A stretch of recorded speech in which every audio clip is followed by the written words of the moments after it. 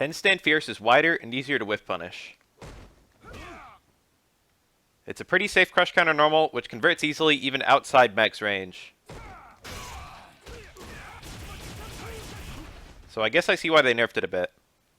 Roundhouse pushes back less on crush counter. This should make combos out of it more consistent even if you hit an extended limb. For example, from the tip of stem roundhouse, you still get all 3 hits of heavy shoryuken.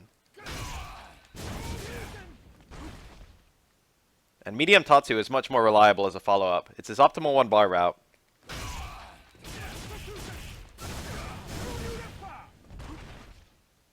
But sadly, without V-Skill 1 or the corner, it still seems to be almost impossible to pick up a combo.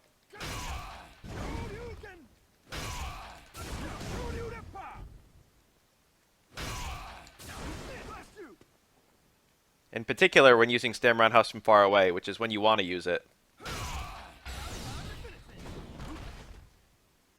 Hadoken recovers 2 frames faster. Not only does that make it mildly safer on hit and block, but more importantly, it makes it harder to jump in on.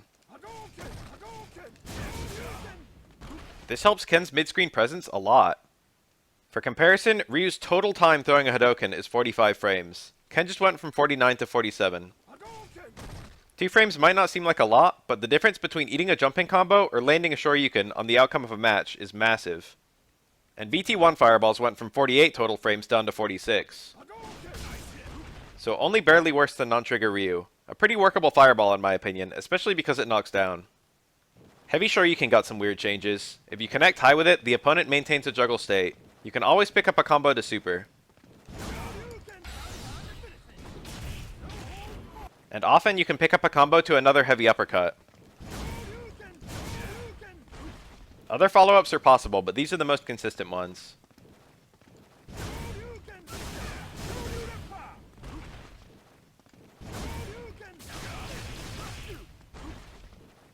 Light Tatsu got a big buff. If you land both hits, it leaves the opponent closer, allowing better juggles. You'll almost always get all 3 hits of heavy shoryuken when you previously only got 2. These combos are very strong. In fact, they're often Ken's meterless max damage now.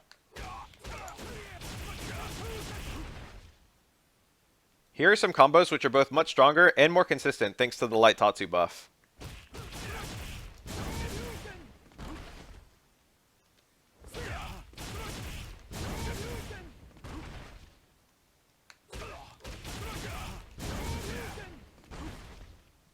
The deeper hit heavy shoryuken also improves your VT1 activation combos.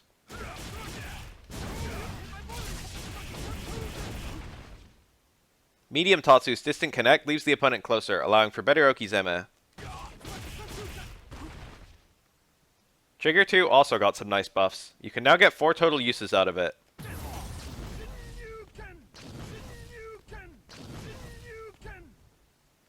Although it still goes away if you ever get it to level 3.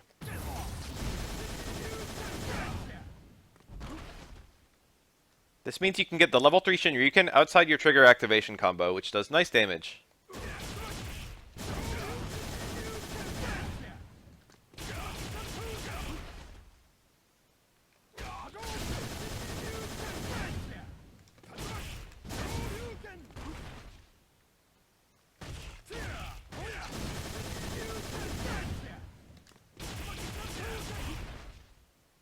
It's still stronger overall to land a bunch of level 1 Shinryukens.